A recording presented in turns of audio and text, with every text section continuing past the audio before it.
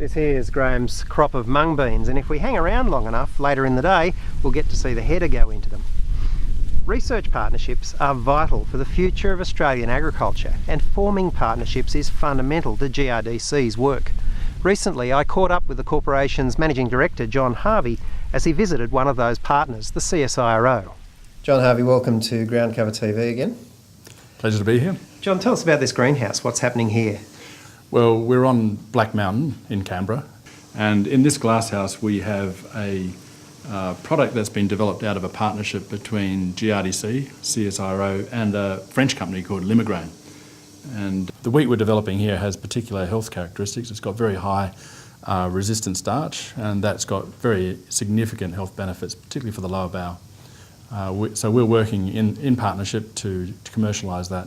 And I guess what's in it for Australian grain growers is that when this is commercialised, we're talking about a high value product. So that's a commercial partnership. That's a big part of what GRDC is doing in terms of developing new varieties, isn't it? It certainly is, and I guess over the last 10 years we've seen an enormous transition. We've seen wheat breeding move from the public sector into a more commercial, in partnership with private companies.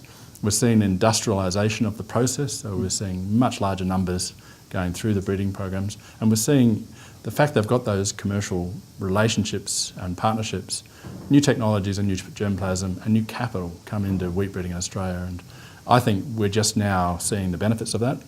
And if you look at some of the new varieties that have come out of the system and that are now well established, and to give you some examples, if you look at maize, which came out of the AGT program, maize over in West Australia now has something like 40% market share. Longreach is a company which started in 2002. By 2007 it had produced 9 new varieties, and if you look at some of their more recent releases, particularly Scout, for example, down in South Australia and Victoria, doing very, very well. And up in the northern part of New South Wales, Spitfire, prime hard variety.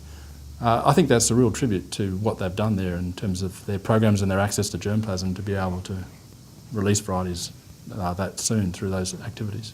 It's interesting because going back, say, 10 years, there was a certain amount of disquiet about the move to a commercial model for plant breeding, but it seems that the proof of the pudding is really starting to emerge. Well, I think we are seeing some of the benefits now with some of those varieties and how well they're doing. I mean, it hasn't all been straight sailing or smooth. It has been some difficulties, there has been some adjusting. And I guess we're not there yet, we've still got a way to go. But we have to link up with some of the efforts that are occurring overseas in the public sector, for example, through our relationships with organisations like CIMET, the Wheat and Maize Institute over in Mexico, but also with the private sector. And often the private sector has access to different technologies, proprietary technologies, which you can't access through those public partnerships, but also access to germplasm and capital that you won't see either.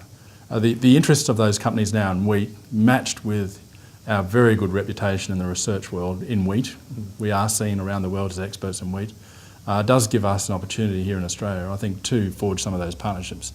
And I guess the real driver here always is getting those technologies and getting benefit to Australian grain growers.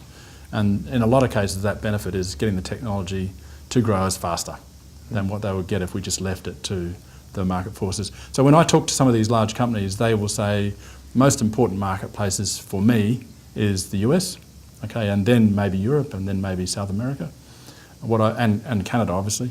What I want to see is them actually starting to see Australia as being more important, and for Australia to be punching above its weight in terms of forging some of those partnerships. That leads us neatly to the Global Herbicide Resistance Challenge Conference in Perth back in February, because there, with a global audience, it was clear that Australia really does punch above its weight in terms of managing herbicide resistance. Well, look, it certainly was an impressive conference. We had over 300 delegates. Over 50% of the delegates came from overseas. A lot of them came from the US and from Canada, but also from a whole range of other countries. And it just shows you now the interest in managing herbicide resistance and what we need to do as a world to keep things like Roundup and keep glyphosate available for farming systems. And if you think of our modern farming system, particularly with no-till and controlled traffic, it is very dependent on some of these important products like glyphosate. I think the other thing that it really highlighted to me was how highly Australian researchers in this field are held internationally. So the Australian Herbicide Resistance Initiative, based out of West Australia, led by Steve Powles, has enormous following in the rest of the world. I mean, we were early in terms of spotting the problem, but we've also been early and at the forefront of developing the solutions. And I think what the conference did was really acknowledge Australia's standing in this field. And within 7 days of that conference, we saw the announcement of the Grain Inventor of the Year award to a Western Australian farmer. Yes, and congratulations to Mick Fells, a grower from West Australia, and he won the prize for his invention of a computer package called iPaddock. And I understand with the prize, Mick's intending to develop that package into an app.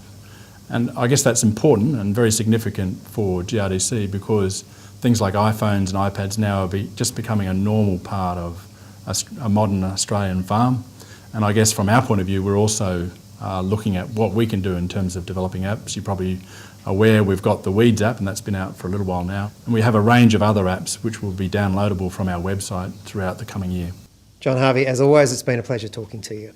Thanks, Darryl, and here's to a good season.